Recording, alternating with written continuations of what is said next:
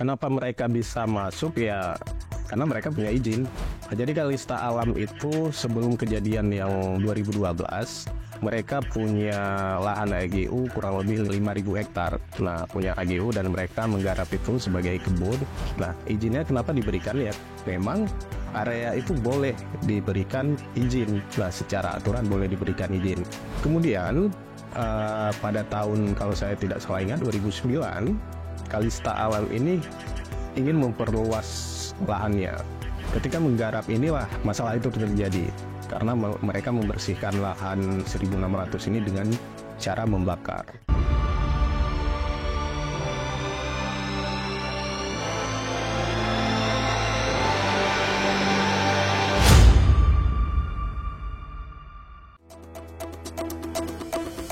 Assalamualaikum warahmatullahi wabarakatuh. Halo Sobat Bulog, selamat datang kembali di podcast Blue Talk, podcast yang membahas tentang isu hutan, alam, dan lingkungan Aceh.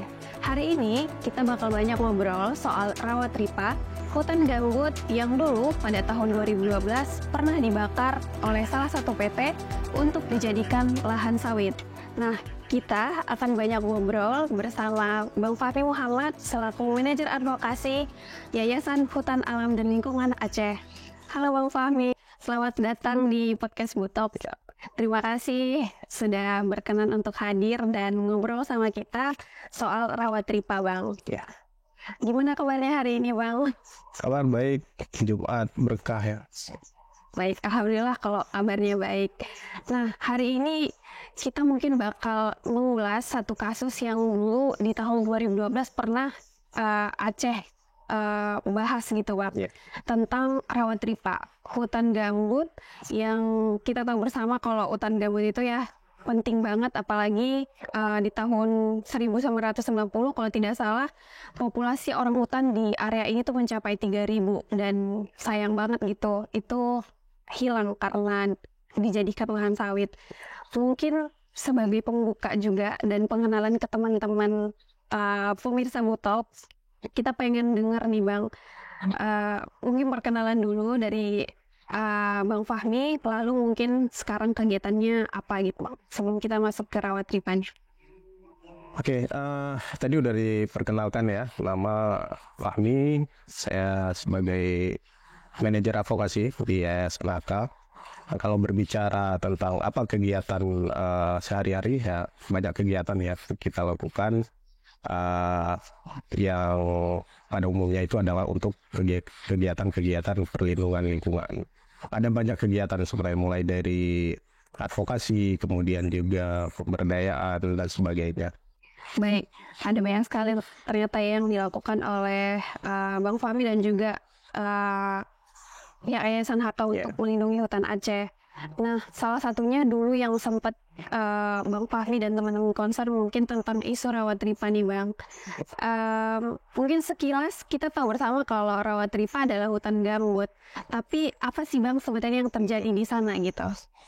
Iya, Rawatripa itu salah satu rawa ya. Salah satu rawa yang ada di Aceh. Jadi di Aceh itu ada 3 rawa besar. Rawatripa, kemudian Rawa Klut, dan Rawa Singkil. Nah, Rawatripa ini terletak di Kabupaten Nagan Raya dan sedikit di Abdia, berada ya. Nah, di Nagan Raya itu ada di Kecamatan Sukamakmur. Nah, jadi kawasan Tripa ini lahan gambut dulunya punya tutupan hutan itu kurang lebih sekitar 60-an hektar, 60-an ribu hektar. Nah, tapi hari ini itu hanya mungkin ribuan hektar, 5.000 begitu. Sementara yang lainnya itu sudah dikonversi menjadi perkebunan kelapa sawit. Dari 60.000 sekarang sisa 5.000 hektar Ya mungkin saja. kurang lebih seperti itu. Wah, jauh banget turunnya, sekitar 50-an ribu hektar gitu ya Bang. Yeah. Tapi mungkin jadi pertanyaan, kenapa boleh gitu Bang, lahan gambut yang begitu penting kok bisa kita biasa aja gitu, dia turun drastis, atau kok boleh sih pihak-pihak tertentu itu untuk mengalihfungsikan lahan gambut menjadi lahan sawit gitu? Ya, sebenarnya lahan gambut ini punya banyak punya peran yang sangat penting ya dalam berbagai hal, mulai dari sumber daya hayatinya dan kemudian juga sumber daya alam dan sebagainya. Ada banyak masyarakat malah banyak mendapat sumber penghidupan di situ. Mulai dari hasil sungai mungkin, kemudian juga hasil alam seperti rotan-rotan dan sebagainya. Nah, tapi sayangnya kita tidak melindungi, tidak menetapkan itu sebagai sebuah kawasan yang dilindungi. Mungkin bisa saja konservasi, kawasan Tahura. Nah, dulu tidak diatur. Jadi kawasan Rawatripa ini adalah, dia bukan kawasan hutan. Tidak ditetapkan sebagai kawasan hutan, baik hutan lindung, produksi dan sebagainya. Area ini area APL, area penggunaan lain. Nah, secara aturan APL ini boleh digunakan untuk dimanfaatkan, baik itu untuk budidaya dan sebagainya. Nah, mungkin di situ kecolongannya.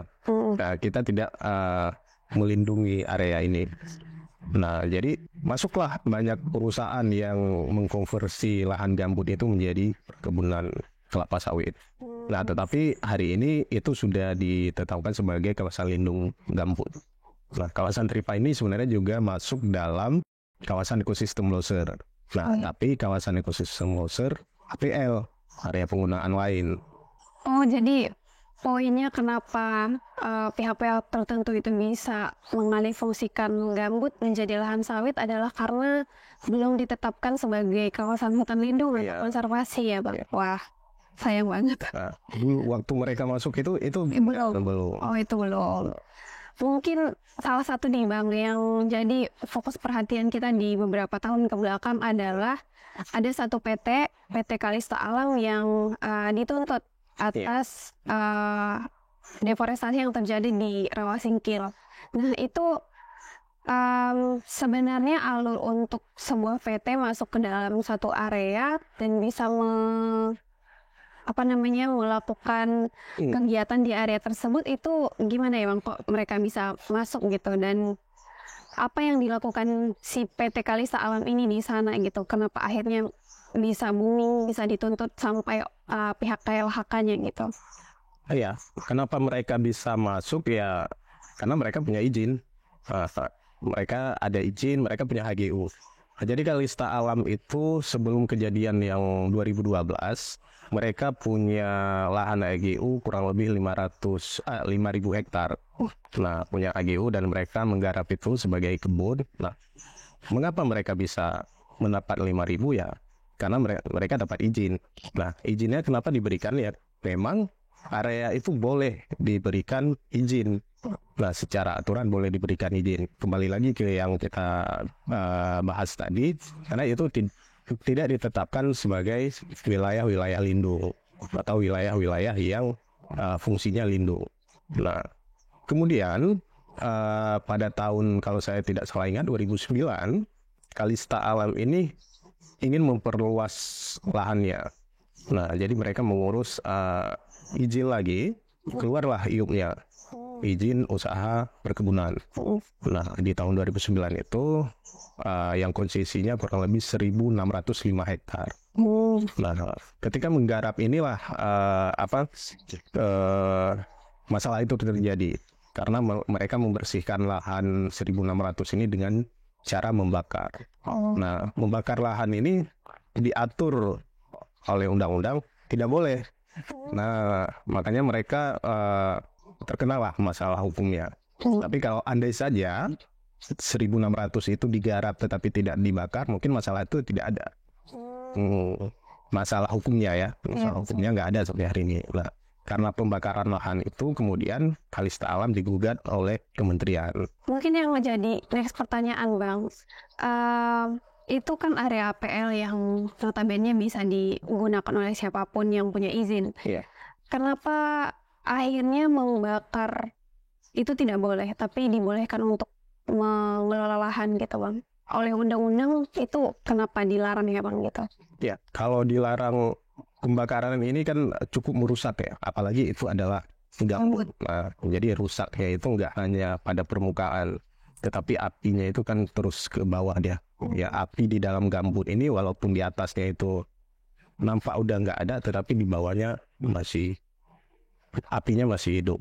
Nah, tentunya kenapa pembakaran lahan ini dilarang oleh undang-undang ya, tentu ada kajian-kajian. Jadi kalau itu dibakar bagaimana dampaknya. Yang pastinya ini cukup berdampak ya pada lahan-lahan hutan, lahan gambut. Nah, kemudian diputuskan oleh pemerintah ini dilarang melakukan pembakaran. Baik, sampai pihak KLHK-nya langsung menggugat ya, Bang. Saat kebakaran di tahun 2012, di tahun 2011 yang dilakukan oleh PT Kalista Alam tersebut, itu kalau mungkin boleh kita flashback Bang, respon dari teman-teman NGO lingkungan, teman-teman mahasiswa, atau respon publik secara umum itu terhadap si PT Kalista Alamnya gimana ya Bang? Atau ke Rawat Ripanya sendiri kekhawatirannya itu apa ya Bang waktu itu gitu? Kalau mungkin kita boleh flashback suasananya gimana gitu? Ya, semua orang menyayangkan kejadian ini ya, menyayangkan perbuatan si Kalista Alam. Tetapi kejadian Kalista Alam ini sebenarnya menjadi sebuah kejadian yang juga menyebabkan orang tahu tentang Rawat Ripa. Nah, karena Rawat Ripa ini udah banyak nih ada perusahaan lain yang juga masuk ke sana. Cuma orang nggak ngeh tentang Rawat Ripa. Nah, kemudian ketika kebakaran, ternyata ada rawa yang punya peran penting, tetapi ini dirusak oleh perusahaan. Nah, ada banyak masyarakat, NGO, kemudian aktivis, mahasiswa yang menyayangkan ini, sampai ada keluar sebuah lagu itu dari Rafli, Rawat Ripa. Kalau tahu, nah itu karena kejadian ini. Nah, kita nggak sebutkan sebagai bersyukur ya adanya kasus ini, tetapi itu menyadarkan orang-orang bahwa ada area yang cukup penting seharusnya kita jaga, tetapi terjadi perusakan di sana. Nah, jadi orang melihat nih, menyayangkan Rawat Ripa ini dirusak. Baik, kalau ngomongin soal kawasan hutan apalagi itu gambut, terus juga beberapa kali dimention kalau ini adalah habitat orang hutan Sumatera. Mungkin pengen nanya Bang, di waktu itu pasti kan banyak orang yang concern terhadap Rawat Ripa karena dibakar.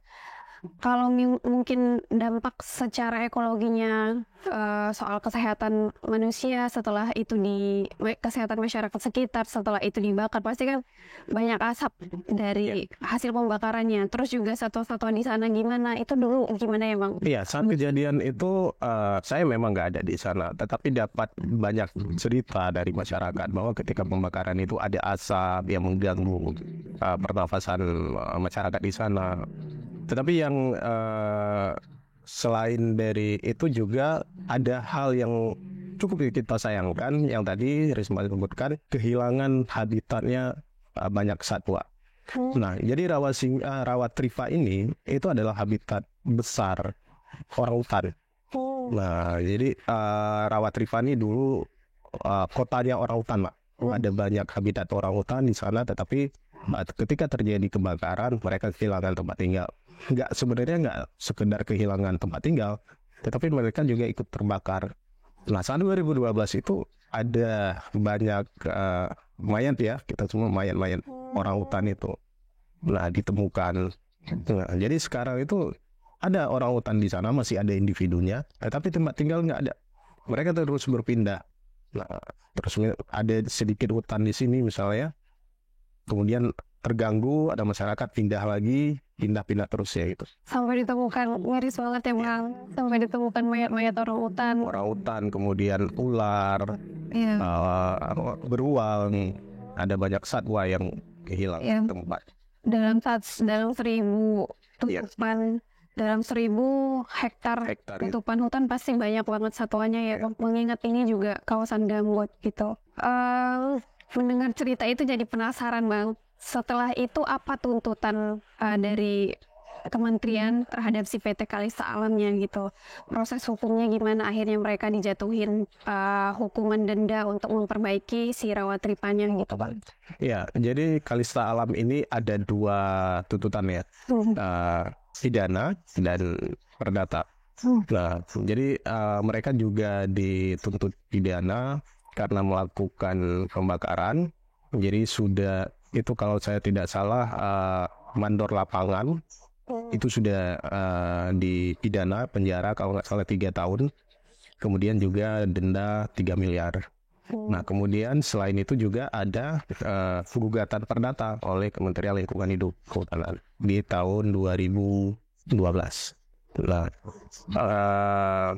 Kementerian Lingkungan Hidup menggugat si Kalista Alam karena melakukan pembakaran. Nah, pembakaran lahan ini adalah sebuah perbuatan melawan hukum. Nah, jadi Kementerian menggugat Kalista untuk memulihkan kembali lahan yang mereka bakar 1.000 hektar itu dan juga denda.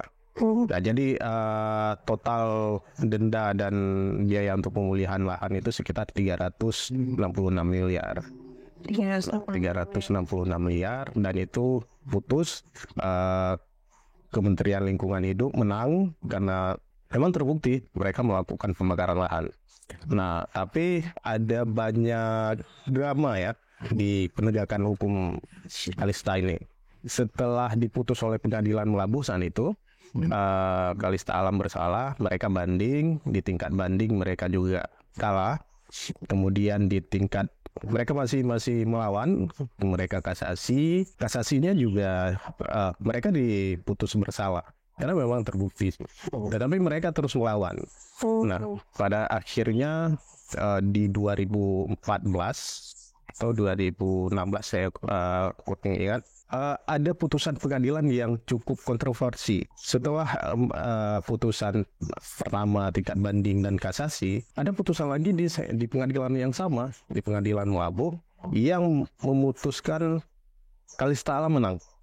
Nah, jadi putusan 3 ini dianulir. Ini salah nih putusannya, jadi dianulir. Nah, ini adalah putusan yang cukup kontroversi saat itu. Nah, tetapi bersyukurnya ketika Kementerian Lingkungan Hidup banding, ini putusan dibatalkan. Nah, jadi kembali ke keadaan semula. Keadaan semula itu si Kalista Alam bersalah melakukan pembakaran lahan. Nah, kemudian ketika akan dieksekusi, kembali lagi Kalista Alam terus melawan. Jadi mereka tidak terimalah diputusin bersalah. Mereka melakukan perlawanan eksekusi, 4 gugatan perlawanan eksekusi. Tapi memang ini orang-orang yang berbeda. Ada yang masyarakat, ada koperasi, selain itu kemudian ada Kalista Alam sendiri. Tapi ini kita lihat ada sebuah drama di sini ya. Mungkin ini upaya-upaya penyeludupan hukum. Nah, tapi bersyukur ini juga ditolak oleh pengadilan. Jadi selain Kalistanya yang terus melawan, ada juga pihak-pihak lain. Ada pihak-pihak lain yang ikut dalam perkara itu. Nah, kita tidak tahu dan kita nggak bisa ngejudge siapa masyarakat atau siapa orang-orang lain itu. Kenapa mereka membantu? Nah, tetapi yang ketika di pengadilan kita peroleh mereka melawan karena ada kesalahpahaman. Nah, kesalahpahaman jadi mereka mengira yang akan dieksekusi, akan disita itu lahan masyarakat. Nah, tapi sebenarnya itu adalah lahannya Kalista. Nah, tetapi mereka dapat informasi bahwa yang akan disita itu adalah lahannya masyarakat. Nah, kita nggak tahu apakah ini murni ketidaktahuannya masyarakat atau ada informasi yang diselewengkan. Kita tidak tahu juga ya di belakang seperti apa. Nah, putusan terakhir dari pengadilan untuk Kalista Alamnya berarti adalah denda. Dan pidana tadi ya, Bang? Pidana sudah selesai. Tinggal dendanya. Kan 2, 1 pidana dan 1 perdata. Nah, yang pidana udah selesai, tinggal yang perdata. Nah, yang perdata ini sampai hari ini belum selesai. Denda tadi? Nah, denda sudah, karena 366 miliar itu dibagi 2. Nah, yang 114 miliar itu denda yang dibayarkan ke rekening negara. Nah, sementara sisanya sekitar 216 atau 260 miliar itu biaya pemulihan lahan. Nah, jadi lahan itu dipulihkan harus kembali ke keadaan semula sebelum mereka membakar. Nah, ini yang belum selesai pemulihan lahannya. Nah, itu proses dari tadi sudah dijatuhkan denda, kemudian ke proses pemulihan lahan. Yang akan melaksanakan pemulihan lahannya itu dari Kalista Alamnya sendiri atau? Iya, harusnya Kalista Alam yang memulihkan lahan. Dan itu yang belum selesai sampai sekarang ya, Bang? Ya, itu yang. Nah, ini masih terus berproses. Baik. Itu putusan terakhir dari pengadilan sampai jatuh denda itu tahun 2008. Jadi kasusnya 2012. Iya. Kemudian 2016 sudah inkrah. Kemudian terus bergulir, ada perlawanan eksekusi sampai 2022 selesai semua perkara perlawanan. Nah, baru sekarang tinggal ke pemulihan. Jadi proses hukumnya itu dari 2012 sampai 2022 kurang lebih 10 tahun ya. 10 tahun. Tapi belum dipulihkan juga ya, Bang? Pemulihan belum. Baik. Kalau begitu pasti ada dong, Bang, upaya-upaya yang terus kita lakukan, upaya-upaya advokasi yang terus kita lakukan agar mereka mau memulihkan lahannya.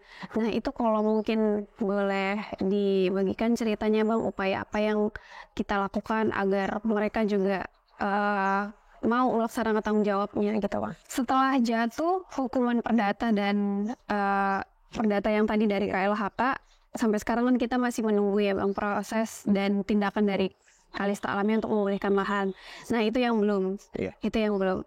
Nah, apa yang dilakukan Bang Fahmi dan juga pihak Yayasan HK atau teman-teman aktivis lain untuk terus menuntut Kalista Alamnya agar pulihkan dong lahannya gitu, Bang, karena mereka sudah merusak. Jadi dari tahun 2012 sejak kejadian ini terjadi, Yayasan HK dan juga ada banyak mitra-mitra lain itu terus mendukung kementerian untuk menyelesaikan perkara kebakaran ini. Ada banyak hal yang kami di Yayasan HK terus lakukan, mulai dari kita membantu kementerian, mendukung kementerian untuk mencari bukti, kemudian saksi juga. Dan ketika kasus perlawanan eksekusi, Yayasan HK mengajukan diri untuk menjadi pihak intervensi untuk mendukung Kementerian Lingkungan Hidup. Nah, jadi kemudian juga Yayasan HK di tingkat apa di masyarakat itu melakukan klarifikasi yang saya sebutkan di awal. Ada banyak informasi yang diterima oleh masyarakat itu miss. Nah, itu yang kita luruskan. Nah, masyarakat menerima informasi bahwa yang dieksekusi itu adalah lahan masyarakat. Nah, ini yang kita luruskan ke masyarakat bahwa yang akan dieksekusi, yang akan disita ini bukan lahannya masyarakat. Nah, kami melakukan semacam sosialisasi, memberikan pengetahuan ke masyarakat bahwa informasi yang diterima masyarakat itu tidak tepat. Kemudian kita juga terus mendorong ya agar proses eksekusi ini segera dilaksanakan. Nah, karena jika ini tidak dilaksanakan, artinya kerugian lingkungan ini terus terjadi. Kerugiannya terus terakumulasi sehingga terus banyak. Jadi ini yang kita mendorong agar ini dipercepat. Baik. Ngomongin soal masyarakat tadi, Bang, itu kan rawa Triva berarti berdekatan dengan tempat tinggal mereka. Kalau untuk masyarakatnya sendiri, ada nggak sih, Bang, kayak kompensasi atau hal yang menjadi tanggung jawab Kalista Alam kepada masyarakatnya gitu? Karena kan mereka pihak yang terdampak pastinya, Bang, tadi asap kebakaran. Ya, sejauh ini kita nggak tahu apakah Kalista itu memberikan kompensasi atau enggak ke masyarakat. Tetapi secara kewajiban yang di dalam putusan pengadilan itu tidak ada kewajiban kompensasi. Tetapi secara etika mereka harusnya memberikan kompensasi atau apa ke masyarakat. Baik, dalam proses advokasi, baik itu terjun langsung untuk berdiskusi dengan masyarakat untuk meluruskan hal-hal yang miss tadi dari putusan pengadilan, dan juga kegiatan advokasi yang dilakukan oleh Yayasan Haka bersama mitra dan juga pemerintah, itu ada nggak sih Bang ditemui beberapa hambatan atau yang menjadi tantangan gitu, karena pasti tidak mudah ya, apalagi untuk bersinggungan langsung kepada masyarakat dalam situasi yang sedang pelik di tahun itu. Iya, ada banyak tantangan yang kita hadapi ya. Jadi ada orang-orang yang punya kepentingan di sana berusaha mungkin untuk menghambat nih atau menghalang-halangi kegiatan-kegiatan yang kita lakukan. Nah, bahkan dulu ketika sidang di pengadilan itu ada nggak tahu itu dari unsurnya masyarakat atau unsur pemuda itu melakukan aksi di pengadilan. Nah, mereka demo di pengadilan. Ini untuk jadi posisi mereka ini pada Kalista Alam. Nah, itu jadi pada sisi yang melakukan perlawanan eksekusi. Saya nggak ingat itu perkara yang masyarakat atau perkara koperasi atau yang perkaranya Kalista Alam sendiri. Tapi ada saat itu ada itu yang tadi sekelompok melakukan aksi di sana. Tiba-tiba ribut di dalam ruangan pengadilan. Jadi di pengadilan mereka datang rame-rame. Ya memang nggak ada orasi ribut di sekitar sidang, tetapi mereka datang rame di situ. Itu mereka masuk ketika situasi pengadilan sedang berjalan atau mereka termasuk peserta juga dalam? Mereka masuk saat sidang. Oh, tiba-tiba masuk? Masuk saat sidang. Memang sebelum sidang mereka udah rame di situ. Di luar? Di luar sudah rame. Nah, pas sidang dibuka mereka masuk. Memang nggak ribut. Tapi cukup mengganggu pastinya. Ini tentunya memberi atensi ya ke sidangnya. Baik Bang, mungkin jam dari pembicaraan kita sebelumnya ini mungkin yang jadi poin penasarannya teman-teman anak muda tentunya gitu. Ini kan sudah 10 tahun berjalan nih Bang, proses hukum mulai menggugat dan kita masih menunggu proses pemulihan lahan. 10 tahun itu bagi aku sendiri bukan waktu yang sebentar dan belum tentu bisa konsisten sama satu isu gitu. Nah, mungkin pengen dengar dari Bang Fahminya kenapa masih konsisten untuk menyuarakan isu Rawatripa, dan advokasi menurutku juga bukan hal yang gampang gitu karena kita bersinggungan dengan banyak kepentingan. Itu mungkin dari Bang Fahminya boleh cerita nggak Bang gitu? Iya, 10 tahun, 8 tahun, 10 tahun itu bukan waktu yang singkat ya. Ya, saya sendiri sempat merasa jenuh ketika proses sidang, proses hukumnya berlangsung. Tiap minggu saya bolak-balik dari Banda Aceh ke Nagan Raya, ke pengadilan, karena tiap minggu sidangnya. Ini cukup menguras tenaga ya, pikiran. Karena saya juga advokat, jadi saat itu memang terlibat di persidangan. Nah, jadi tiap minggu itu pada akhirnya ada titik jenuh. Ini kapan selesainya? Nah, sudah 8 tahun tetapi masih terus berproses, kapan selesainya? Atau ini selesai nggak? Nah, jadi sempat kepikiran seperti itu. Atau nanti pas selesai ini sia-sia. Tetapi ya ini nggak boleh berhenti. Karena ketika ini berhenti, berarti kita yang pertama menyia-nyiakan apa yang sudah kita lakukan. Nggak ada hasilnya. Kita kuras tenaga sekian lama, kemudian kita berhenti pada titik jenuh itu, ya apa hasilnya? Nah, jadi inilah yang kemudian menjadi semangat. Ini harus diselesaikan. Nah, jadi kerusakan itu harus diperbaiki. Nah, jadi makanya sampai sekarang ya harus terus semangat. Ya, bukan tidak ada titik jenuhnya, ada titik jenuhnya karena ini kapan selesainya, nggak tahu juga bakal selesai atau tidak gitu, dan bahkan sampai sekarang belum selesai. Kita masih menunggu proses pemulihannya. Dari cerita perlawanan terhadap Kalista Alam, proses advokasi dan lain sebagainya, tadi sudah dengar banyak cerita dari Bang Fahmi. Tapi mungkin yang paling berkesan selama proses advokasi ini apa ya Bang gitu? Yang paling berkesan, ya semuanya sebenarnya berkesan. Karena ini memang sebuah advokasi yang nggak mudah ya. Ada banyak advokasi yang dilakukan di HK, Tetapi ini advokasi yang cukup panjang, cukup lama, cukup menguras tenaga. Jadi kalau titik mana yang cukup berkesan, nggak bisa dipilih nih mana yang paling berkesan, karena semua rangkaian ini juga cukup berkesan. Iya. Nah, tapi aksi juga di pengadilan saat itu. Karena setelah aksi, kebetulan saya koordinator aksinya, kita meminta proses hukumnya disegerakan saat itu. Nah, setelah aksi, saya dapat telepon dari seseorang, dari pejabat di penegak hukum juga. Nah, saya ditelepon, kemudian ditanya lagi di mana, kemudian diajak ngopi. Selesai aksi diajak ngopi, ini ngapain? Ini beneran ngopi atau ada maksud lain? Nah, tetapi saya menerima ajakan itu. Boleh kita ngopi, tapi di mana? Saya itu karena pengadilan di sana dia ngajak di Melabo. Nah, kebetulan nggak lagi di Melabo, ya nggak bisa. Ya, akhirnya jamuan kopi itu nggak terjadi. Baik. Mungkin itu bentuk perlindungan juga ya Bang. Kita nggak tahu apa yang akan terjadi kalau akhirnya mungkin diterima pada saat itu.